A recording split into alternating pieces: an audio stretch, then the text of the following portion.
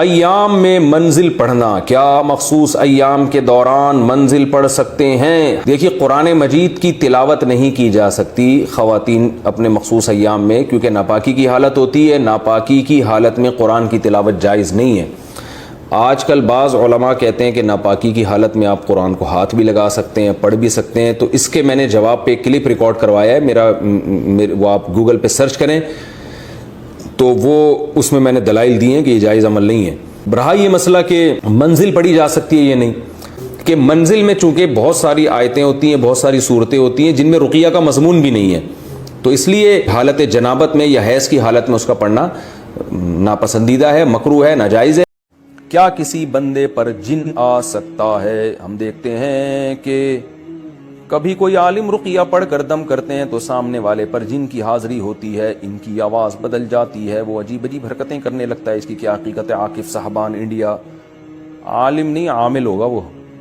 جن آ سکتا ہے تو اللہ نہ کرے کسی پہ جن آ گیا ہے تو عامل کے پاس نہ جائیں، مسجد کے امام کے پاس جائیں، بولے مجھ پہ دم کر دو، انشاءاللہ بھاگ جائے گا۔ نہیں بھاگے تو بس صبر کریں، ساری دنیا میں سارے مسائل حل نہیں ہوتے۔ عاملوں کے پاس جائیں گے تو ایک دفعہ بھاگے گا، 20 جن اور آ جائیں گے، پھر ساتھ ساتھ آپ کے رشتہ داروں میں بھی جنات آنا شروع ہو جائیں گے۔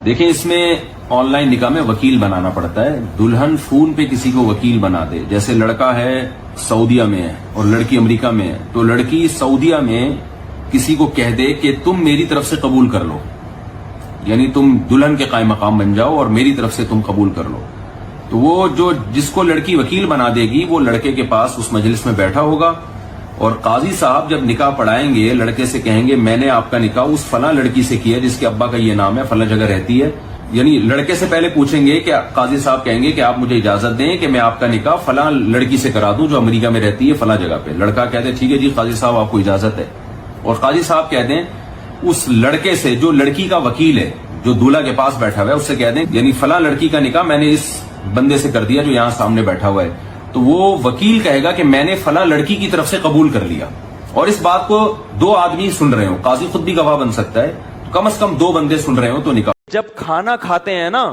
اس کے تھوڑی دیر بعد سونا، یہ سب سے بہترین ٹائم ہے۔ کیا یار، کیا کتنی اہم معلومات دے رہا ہوں آپ کو میں بھائی۔ نیند کا سب سے بہترین ٹائم کیا ہے؟ کھانا کھانے کے آدھے گھنٹے بعد۔ رات کا کھانا آپ نے کھایا، تھوڑا واک کرو، اور پھر یہ جو کہتے ہیں نا کھانا کھانے کے 2-3 گھنٹے بعد، ایسا نہیں ہے۔ ہوگی لوگوں کی تحقیق، ہماری تحقیق یہ نہیں ہے، کیونکہ جب آپ کھانا کھاتے ہیں شوگر لیول ہائی ہوتا ہے، آپ کو غنودگی آتی ہے، جیسے ہی غنودگی آئے تو فطرت کہہ رہی ہے کہ اب کیا کرو، سو جاؤ، دوپہر فوراً سو جاؤ، رات کو تھوڑا سا واک کر کے تاکہ تہ بیٹھ جائے تھوڑی سی، یہاں رکھا ہوا ہے ابھی ایک دم لیٹ گئے تو پھر اوپر نہ آ جائے وہ۔ تو رات کو جب آپ نے کھانا کھایا ہلکا پھلکا، کیونکہ شریف لوگ ہیں، کھایا کھانا، تھوڑی سی واک کی، ایک دم تھوڑی طبیعت بوجھل ہونا شروع ہوگی تو اس وقت فوراً سو جاؤ۔ اگر اس وقت نہیں سوئے، اس بات کا امکان ہے کہ نیند غائب ہو جائے گی اور کھانا ہضم بھی نہیں ہوگا۔ نیند سے بہتر کوئی ہاضم نہیں ہے۔ دیکھو قدرت کبھی غلطی نہیں کرتی، فطرت جو ہے نا کبھی بھی گڑبڑ نہیں کرتی۔ فطرت کا ایسا خاندانی سیٹ اپ ہے نا ہماری باڈی میں، فطرت جو کام کرا رہی ہے نا وہ وہی کام اس وقت کرنا آپ کے لیے بہتر ہوتا ہے۔ کھانا کھا کے نیند آتی ہے کہ نہیں آتی؟ تو یہ خام خمے نہیں آتی، کیونکہ اللہ کو معلوم ہے کہ اب کھانے کے لیے ہضم کرنے کے لیے سونا ضروری ہے، لہذا اللہ چاہتے ہیں کہ آپ سو جائیں، تو نیند فطرت مسلط کر دیتی ہے اور آپ سوتے نہیں ہیں۔ آپ کہتے ہیں ابھی تو کھایا ہے ہم نے، ابھی کیوں سوؤں؟ ابھی تو ہمارا جاگنا شروع ہوا ہے، کیونکہ سارا جو بلڈ کا سرکولیشن ہے وہ معدے کی طرف جاتا ہے، دماغ اوپر سے کیا ہو جاتا ہے، خالی۔